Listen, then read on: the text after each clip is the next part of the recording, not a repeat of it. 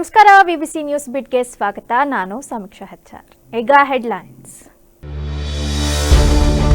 ದಾವಣಗೆರೆಯ ಭೀಷ್ಮ ಶಾಮನೂರು ಶಿವಶಂಕರಪ್ಪ ವಿಧಿವಶ, ಗಣ್ಯರಿಂದ ಪಾರ್ಥಿವ ಶರೀರಕ್ಕೆ ಅಂತಿಮ ನಮನ. ಇಂದು ಸಂಜೆ ಅಂತ್ಯ ಸಂಸ್ಕಾರ. ಉತ್ತರ ಕರ್ನಾಟಕದಲ್ಲಿ ತೀವ್ರ ಶೀತಗಾಳಿ, 9 ಜಿಲ್ಲೆಗಳಿಗೆ ಆರೆಂಜ್ ಅಲರ್ಟ್ ಘೋಷಣೆ. ಮುಂದಿನ 2 ದಿನ ಶೀತದ ಅಲೆ ಹೆಚ್ಚಾಗುವ ಭೀತಿ. ಬೇಲೂರು ಯುವತಿ ಕೈ ಹಿಡಿದ ಇಂಗ್ಲೆಂಡ್ ಹುಡುಗ, ಹಾಸನದಲ್ಲಿ ಅದ್ದೂರಿ ವಿವಾಹ. ಹಿಂದೂ ಸಂಪ್ರದಾಯದಂತೆ ಸಪ್ತಪದಿ ತುಳಿದ ನವ ಜೋಡಿ.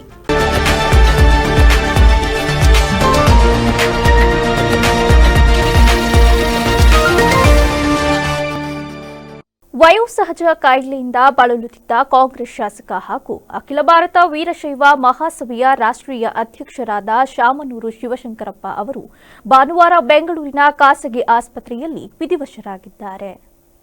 ವಯೋಸಹಜ ಕಾಯಿಲೆಯಿಂದ ಬಳಲುತ್ತಿದ್ದ ಶಾಮನೂರು ಅವರಿಗೆ ಕಳೆದೊಂದು ತಿಂಗಳಿನಿಂದ ಐಸಿಯುನಲ್ಲಿ ಇರಿಸಿ ಚಿಕಿತ್ಸೆ ನೀಡಲಾಗುತ್ತಿತ್ತು. 94 ವರ್ಷದ ಶಾಮನೂರು ಶಿವಶಂಕರಪ್ಪ ಅವರು ಭಾರತದಲ್ಲೇ ಹಿರಿಯ ಶಾಸಕ ಎನ್ನುವ ಹೆಗ್ಗಳಿಕೆಗೆ ಪಾತ್ರರಾಗಿದ್ದರು. ಮುಖ್ಯಮಂತ್ರಿ ಸಿದ್ದರಾಮಯ್ಯ ಅವರು ಸಹ ಇತ್ತೀಚೆಗೆ ಆಸ್ಪತ್ರೆಗೆ ಭೇಟಿ ನೀಡಿ ಶಿವಶಂಕರಪ್ಪ ಅವರ ಆರೋಗ್ಯ ಸ್ಥಿತಿ ಕುರಿತು ವೈದ್ಯರಿಂದ ಮಾಹಿತಿ ಪಡೆದಿದ್ದರು. ಶಾಮನೂರು ಶಿವಶಂಕರಪ್ಪ ಅವರ ಆರೋಗ್ಯ ಸುಧಾರಣೆಯಾಗಲಿ ಎಂದು ದಾವಣಗೆರೆಯಲ್ಲಿ ಅಭಿಮಾನಿಗಳಿಂದ ಪ್ರಾರ್ಥನೆ ನೆರವೇರಿತು. ದುರಾದೃಷ್ಟವಶಾತ್ ಭಾನುವಾರ ಬೆಂಗಳೂರಿನ ಖಾಸಗಿ ಆಸ್ಪತ್ರೆಯಲ್ಲಿ ಕೊನೆಯುಸಿರೆಳೆದಿದ್ದಾರೆ. ಕಾಂಗ್ರೆಸ್ ಹಿರಿಯ ಶಾಸಕ ಶಾಮನೂರು ಶಿವಶಂಕರಪ್ಪನವರ ಅಂತ್ಯ ಸಂಸ್ಕಾರ ಇಂದು ಸಂಜೆ ಕಲ್ಲೇಶ್ವರ ರೈಸ್ ಮಿಲ್ನಲ್ಲಿ ನಡೆಯಲಿದೆ.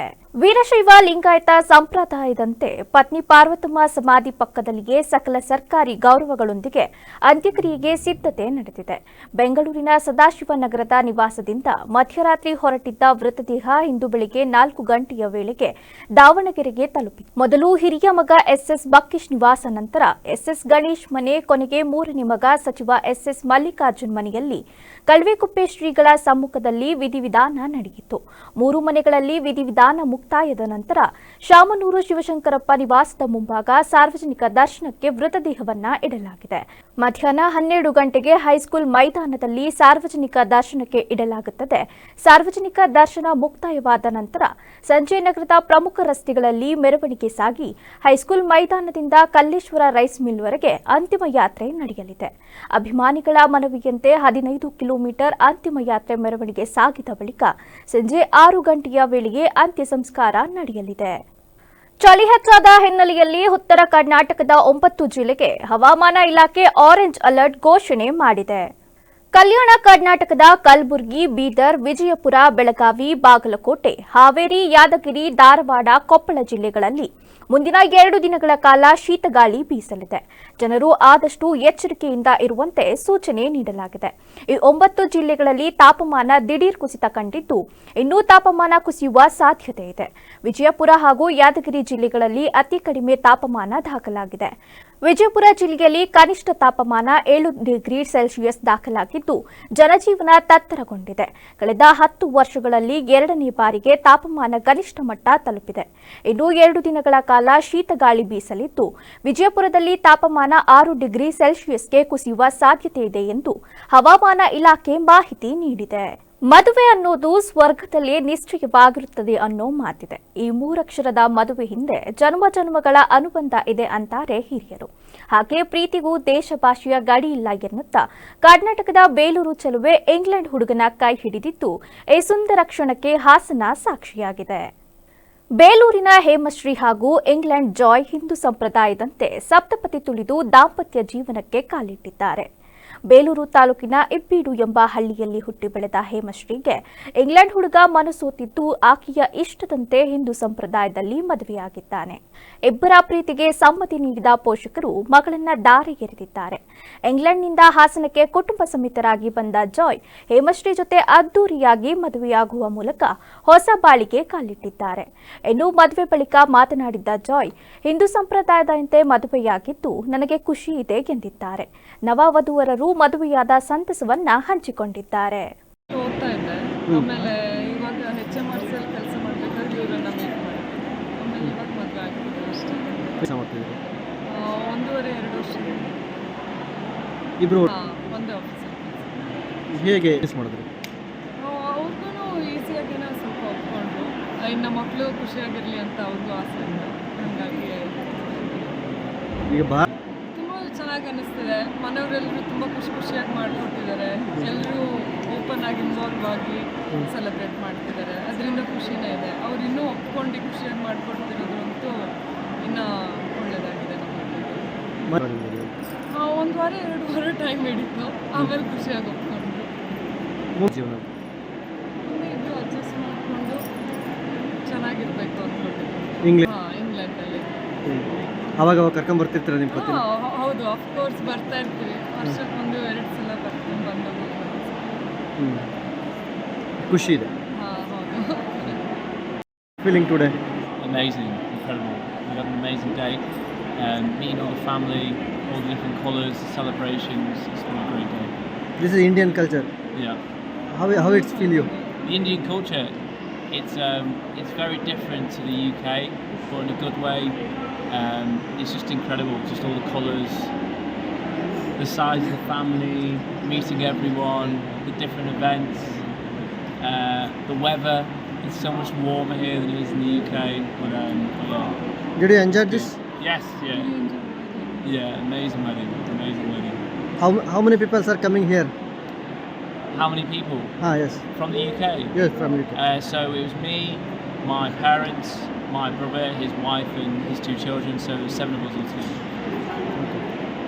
Thank you. ದಟ್ಟವಾದ ಮಂಜು ಹೊಗೆಯಿಂದ ಕರ್ನಾಟಕದ 21 ಶಾಸಕರು ಇಂಡಿಗೋ ವಿಮಾನದ ಒಳಗಡೆಗೆ ಸಿಲುಕಿದ ಘಟನೆ ನಡೆದಿದೆ. ಭಾನುವಾರ ಆಯೋಜನೆಗೊಂಡಿದ್ದ ಓಟ್ ಚೋರಿ ಸಮಾವೇಶಕ್ಕೆ ಮಂತ್ರಿಗಳು ಕಾಂಗ್ರೆಸ್ ಶಾಸಕರು ದೆಹಲಿಗೆ ಆಗಮಿಸಿದ್ದರು. ಇಂದು ದಾವಣಗೆರೆಯಲ್ಲಿ ನಡೆಯಲಿರುವ ಶಾಮನೂರು ಶಿವಶಂಕರಪ್ಪ ಅವರ ಅಂತ್ಯಕ್ರಿಯೆಯಲ್ಲಿ ಭಾಗವಹಿಸಲು ದೆಹಲಿಯಿಂದ ಬೆಳಗಾವಿಗೆ ಹೋಗುವ ವಿಮಾನ ಏರಿದ್ದರು. ಶಾಸಕರ ವಿಮಾನ ಬೆಳಗ್ಗೆ 5:30ಕ್ಕೆ ದೆಹಲಿಯಿಂದ ಹೊರಡಬೇಕಿತ್ತು. ವಿಮಾನದ ಒಳಗಡೆ ಕುಳಿತುಕೊಂಡ ಬಳಿಕ ದಟ್ಟವಾದ ಹೊಗೆಯಿಂದಾಗಿ ವಿಮಾನ ಟೇಕ್ ಆಫ್ ಆಗಿಲ್ಲ. ಸುಮಾರು 4 ಗಂಟೆಯಿಂದ ಶಾಸಕರು ವಿಮಾನದಲ್ಲೇ ಕುಳಿತಿದ್ದು ಬೆಳಗ್ಗೆ 10 ಗಂಟೆಯಾದರೂ ವಿಮಾನ ಟೇಕ್ ಆಫ್ ಆಗಿಲ್ಲ. ವಿಮಾನ ಎಷ್ಟು ಗಂಟೆಗೆ ಟೇಕ್ ಆಫ್ ಆಗಲಿದೆ ಎಂಬ ಮಾಹಿತಿಯನ್ನ ಸಿಬ್ಬಂದಿ ನೀಡಿಲ್ಲ.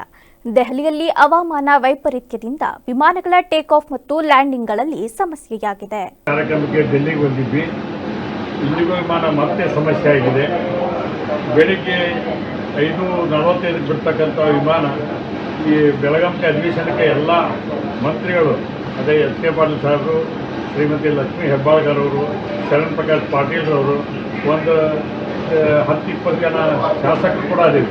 ಅದು ಕಲಂಪ್ರಭು ಪಾಟೀಲ್ ಅದಾರ, GS ಪಾಟೀಲ್ ಅದಾರ, ಮತ್ತು ಅದೇ ರೀತಿಯಾಗಿ ಸಲೀಂ ಅಹ್ಮದ್ ಅವರು GP ಅದಾರ, ನಮ್ಮ ಬಸವಗೌಡ ಪಾಟೀಲ್ ಬಾದರ್ಲಿ ಅವರು ಅದಾರ. ಭಾಳ ಜನ ಶಾಸಕರು ಎಲ್ಲರೂ ಕೂಡಿ ಇವತ್ತು ಇನ್ನೂ ವಿಮಾನದಾಗಲಿ. ಅದಕ್ಕೆ ಇಂಥ ಘಟನೆಗಳು ಆಗಬಾರ್ದು. 2 ತಾಸು ಆತಿಗೆ ನಾನು ನಿಂತು ಎಲ್ಲರೂ ಕೆಲವು ಮಂದಿ ಶುಗರ್ ಪೇಷಂಟ್ ಅದಾರ. ಅದಕ್ಕೆ ಅವ್ರಿಗೂ ಕೂಡ ತೊಂದರೆ ಆಗಿದೆ. ಈ ಸಮಸ್ಯೆನ ಪರಿಹಾರ ಮಾಡೋಕ್ಕೆ ವಿಮಾನದಲ್ಲಿ ವಿಶೇಷವಾದಂಥ ಕ್ರಮ ಮುಂದೆ ಕೇಂದ್ರ ಸರ್ಕಾರ ತಗೋಬೇಕಂತ ಒತ್ತಾಯ ಮಾಡಿ. ಪ್ರವಾಸಿ ಬಸ್ಸೊಂದು ನಡು ರಸ್ತೆಯಲ್ಲೇ ಹೊತ್ತಿ ಉರಿದ ಘಟನೆ ವಿರಾಜಪೇಟೆಯ ಪಾಕುಟ್ಟ ಬಳಿಯ ಮಗಡಿಪಾರೆ ಆಂಜನೇಯ ದೇವಾಲಯದ ಬಳಿ ನಡೆದಿದೆ. ಕೇರಳ ನೋಂದಣಿಯ ಖಾಸಗಿ ಬಸ್ ಇದಾಗಿದ್ದು ಪ್ರವಾಸಿಗರನ್ನ ಮೈಸೂರಿನಲ್ಲಿ ಇಳಿಸಿ ವಾಪಸ್ ತೆರಳುವಾಗ ಈ ಅವಘಡ ಸಂಭವಿಸಿದೆ. ಬಸ್ನಲ್ಲಿ ಚಾಲಕ ಮತ್ತು ನಿರ್ವಾಹಕ ಇಬ್ಬರೇ ಇದ್ದು ಯಾವುದೇ ಪ್ರಾಣಾಪಾಯ ಸಂಭವಿಸಿಲ್ಲ ಎನ್ನಲಾಗುತ್ತಿದೆ. ಅಕಸ್ಮಾತ್ ಪ್ರವಾಸಿಗರಿದ್ದಿದ್ದರೆ ಭಾರೀ ಅನಾಹುತ ಸಂಭವಿಸುವ ಸಾಧ್ಯತೆ ಇತ್ತು ಎನ್ನಲಾಗಿದೆ. ಸದ್ಯ ಘಟನಾ ಸ್ಥಳಕ್ಕೆ ಅಗ್ನಿಶಾಮಕ ಸಿಬ್ಬಂದಿ ತೆರಳಿ ಬೆಂಕಿ ನಂದಿಸಿದ್ದಾರೆ. ವಿರಾಜಪೇಟೆ ಗ್ರಾಮಾಂತರ ಠಾಣಾ ಪೊಲೀಸರು ಸ್ಥಳಕ್ಕೆ ಭೇಟಿ ನೀಡಿ ಪರಿಶೀಲನೆ ನಡೆಸಿದ್ದು ಅವಘಡದಿಂದ ಕೊಡಗು ಕೇರಳ ಮಾಕುಟ್ಟ ರಸ್ತೆಯಲ್ಲಿ ಕೆಲವು ಸಮಯ ಸಂಚಾರಕ್ಕೆ ಅಡಚಣೆ ಉಂಟಾಗಿತ್ತು. ಪೋಕ್ಸೋ ಪ್ರಕರಣದಲ್ಲಿ ಚಿತ್ರದುರ್ಗದ ಮುರುಘಾ ಮಠದ ಡಾಕ್ಟರ್ ಶಿವಮೂರ್ತಿ ಶರಣರನ್ನ ಖುಲಾಸೆಗೊಳಿಸಿದ ಚಿತ್ರದುರ್ಗ ಜಿಲ್ಲಾ ನ್ಯಾಯಾಲಯ ಆದೇಶ ಪ್ರಶ್ನಿಸಿ ಸಂತ್ರಸ್ತೆ ಹೈಕೋರ್ಟ್ಗೆ ಮೇಲ್ಮನವಿ ಸಲ್ಲಿಸಿದ್ದಾರೆ. ನವೆಂಬರ್ 26ರಂದು 2ನೇ ಹೆಚ್ಚುವರಿ ಜಿಲ್ಲಾ ನ್ಯಾಯಾಧೀಶ ಚನ್ನಬಸಪ್ಪ ಅಡಪದ್ ನೀಡಿದ ತೀರ್ಪಿನ ವಿರುದ್ಧ ಸಂತ್ರಸ್ತೆ ತನ್ನ ವಕೀಲ ಶ್ರೀನಿವಾಸ್ ಡಿಸಿ ಮೂಲಕ ಕ್ರಿಮಿನಲ್ ಮೇಲ್ಮನವಿ ಸಲ್ಲಿಸಿದ್ದಾರೆ. 2022 ಆಗಸ್ಟ್ 31ರಂದು ಇಬ್ಬರು ಬಾಲಕಿಯರ ಮೇಲೆ ಲೈಂಗಿಕ ದೌರ್ಜನ್ಯ ಎಸಗಿದ ಆರೋಪ ಎದುರಿಸುತ್ತಿದ್ದ ಮುರುಘಾಶ್ರೀಗಳ ವಿರುದ್ಧ ಪೋಕ್ಸೋ ಪ್ರಕರಣ ದಾಖಲಾಗಿತ್ತು. ಮುರುಘಾಶ್ರೀಗೆ ಪ್ರಕರಣದ ವಿಚಾರಣೆ ನಡೆಸಿದ ಚಿತ್ರದುರ್ಗದ 2ನೇ ಹೆಚ್ಚುವರಿ ಸೆಷನ್ ಕೋರ್ಟ್ ಮೊದಲ ಪೋಕ್ಸೋ ಪ್ರಕರಣದಲ್ಲಿ ಮುರುಘಾ ಶರಣರು ನಿರ್ದೋಷಿ ಎಂದು ತೀರ್ಪು ನೀಡಿದೆ. ಪ್ರಕರಣದ 2ನೇ ಆರೋಪಿ ರಶ್ಮಿ ಹಾಗೂ 4ನೇ ಆರೋಪಿ ಪರಮಶಿವಯ್ಯ ಅವರನ್ನ ಕೂಡ ನಿರ್ದೋಷಿ ಎಂದು ಕೋರ್ಟ್ ತೀರ್ಪು ನೀಡಿದ್ದು ಈ ತೀರ್ಪು ಪ್ರಶ್ನಿಸಿ ಸಂತ್ರಸ್ತೆ ಮೇಲ್ಮನವಿ ಸಲ್ಲಿಸಿದ್ದಾರೆ.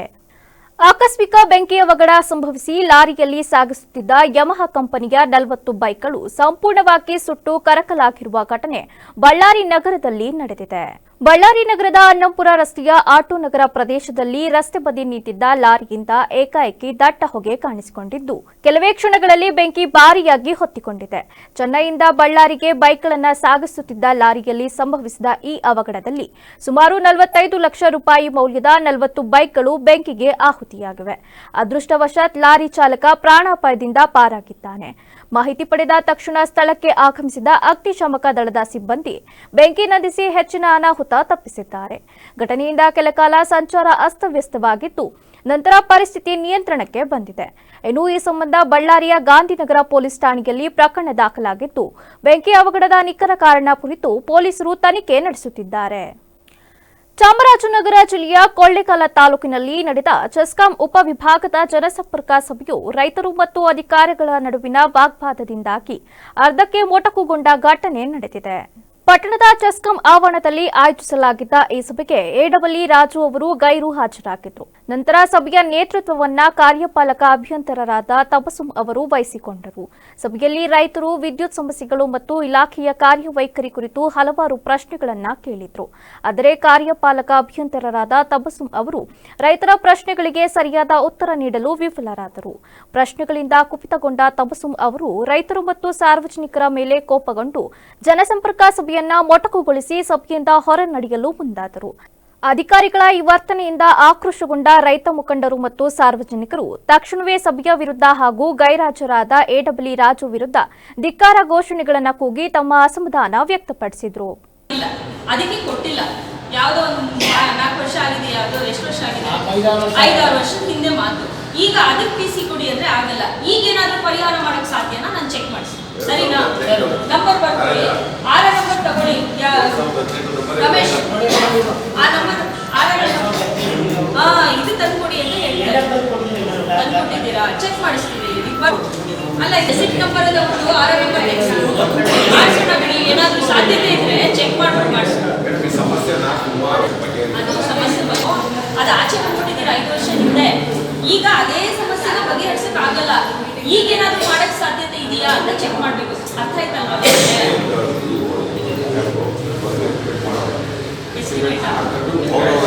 ಯಾರು ಕರೆಕ್ಟ್ ಇದೆ? ಟಿಸಿ ಕೊಡಿ ಅಂದ್ರೆ ಯಾವ ಸೆಕ್ಷನ್ ಏನಾಗಿದೆ?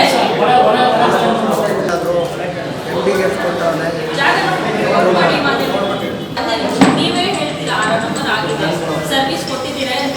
ಮತ್ತೆ ಫೈಲ್ ಬೈ ಹೇಳ್ಕೊಂಡು ಏನ್ ಮಾಡಿ ಕಂಬ ದೂರ ಕಟ್ಟರೆ ಕಂಬ ದೂರ ಕಂಬ ಇಲ್ಲಿದ್ದೀರಿ ಪಂಚಾಯತಿಗೆ ಹೋಗೋರ ಹೋಗಿ ಅಲ್ಲಿದೆ ಕಂಬ ರೈತರ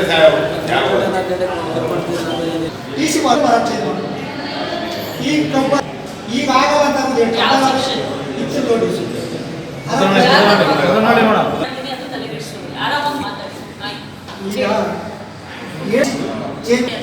ಆಕ್ಚುಲಿ ನಮ್ಗೆ ತೋಟದ ಒಳಗಡೆ ಇದೆ ಅಂದ್ರೆ ನೀವೇ ಸೆಲ್ಫ್ ಮಾಡಿಸ್ಕೋಬೇಕು, ನಿಯಮ ಇರೋದು.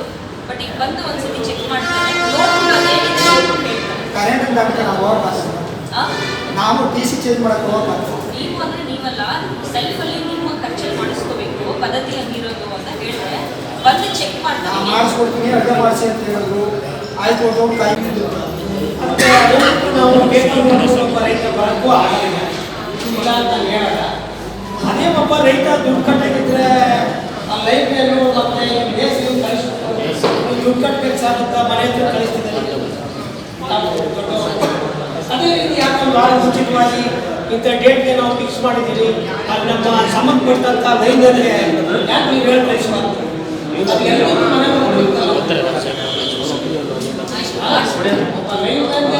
ದುಡ್ಡು ಕಟ್ಟಿಲ್ಲ, ದುಡ್ಡು ಕಟ್ಟಿ ಸರ್ ಇವತ್ತು ಮನೆ ದಾಖಲೆ ಕಳಿಸ್ತಿದ್ದಾರೆ ಅವ್ರ ಮನೆ ಹತ್ರ. ಅದೇ ಲೈನ್ ಮೇಲೆ ಮತ್ತೆ ನಿಮ್ಮ ಮೆಸೇಜ್ ಹೋಗ್ತಾನೆ, ನಿಮ್ಮ ಏರಿಯಾದಲ್ಲಿ ನಿಮ್ಮ ಏರಿಯಾದವ್ರಿಗೆ ಅವರು ಗ್ರಾಮಕ್ಕೆ ನಿಮ್ಮ ಲೈನ್ ಮ್ಯಾನ್ ಆಗಿದೆ ಓದಿ ರಿಜೆಕ್ಟ್ ಅಟೆಂಡೆನ್ಸ್ ಮಾಡಿ. ಇವೆಲ್ಲ 108 ಕೆಲಸಗಳು ಇರುತ್ತೆ ಲೈನ್ಮನ್ಗೆ. ನಾವು ನ್ಯಾಯವಾಗಿ ಪೇಪರಲ್ಲಿ ಹಾಕಬೇಕು, ನಮ್ಮ ಧರ್ಮ ಹಾಕಿರ್ತೀವಿ, ಗ್ರೂಪ್ಸಲ್ಲಿ ಹಾಕಿರ್ತೀವಿ. ಮುಖ್ಯಸ್ಥರು ಯಾರಿರ್ತಾರೆ ಅವ್ರಿಗೆ ನಾವು ವಾಟ್ಸಪ್ ಕೂಡ ಮಾಡಿರ್ತೀವಿ. ತಿಳುವಳಿಕೆ ಇರೋರು ಅವರಿಂದ ಒಂದು 4 ಜನಕ್ಕೆ ಹೇಳ್ತೀವಿ. ನಮ್ಮ ರೈತರು ಇದು ಕ್ರಮ ಆಯ್ತಾ. ಈಗ ನೀವು ಗೊತ್ತಿಲ್ಲ ಸಭೆಯಲ್ಲಿ ಅಣಗಳ್ಳಿ ಬಸವರಾಜು, ನಟರಾಜ್ ಮಾಳಿಗೆ, ಚಿನ್ನಸ್ವಾಮಿ, ಕೃಷ್ಣಯ್ಯ, ರೈತ ಮುಖಂಡ ಬಸವರಾಜ್ ಸೇರಿದಂತೆ ಹಲವು ಸಾರ್ವಜನಿಕರು ಉಪಸ್ಥಿತರಿದ್ದರು. ಈಗ ಮತ್ತೊಮ್ಮೆ ಹೆಡ್ಲೈನ್ಸ್. ದಾವಣಗೆರೆಯ ಭೀಷ್ಮ, ಶಾಮನೂರು ಶಿವಶಂಕರಪ್ಪ ವಿಧಿವಶ, ಗಣ್ಯರಿಂದ ಪಾರ್ಥಿವ ಶರೀರಕ್ಕೆ ಅಂತಿಮ ನಮನ. ಇಂದು ಸಂಜೆ ಅಂತ್ಯ ಸಂಸ್ಕಾರ. ಉತ್ತರ ಕರ್ನಾಟಕದಲ್ಲಿ ತೀವ್ರ ಶೀತಗಾಳಿ, 9 ಜಿಲ್ಲೆಗಳಿಗೆ ಆರೆಂಜ್ ಅಲರ್ಟ್ ಘೋಷಣೆ. ಮುಂದಿನ 2 ದಿನ ಶೀತದ ಅಲೆ ಹೆಚ್ಚಾಗುವ ಭೀತಿ. ಬೇಲೂರು ಯುವತಿ ಕೈ ಹಿಡಿದ ಇಂಗ್ಲೆಂಡ್ ಹುಡುಗ, ಹಾಸನದಲ್ಲಿ ಅದ್ದೂರಿ ವಿವಾಹ. ಇಂದು ಸಂಪ್ರದಾಯದಂತೆ ಸಪ್ತಪದಿ ತುಳಿದ ನವ ಜೋಡಿ. ಕ್ಷಣ ಕ್ಷಣದ ಸುದ್ದಿಗಾಗಿ ನೋಡ್ತಾ ಇರಿ ವಿವಿಸಿ ಟಿವಿ, ಸತ್ಯದ ಕಡೆ ನಮ್ಮ ನಡೆ.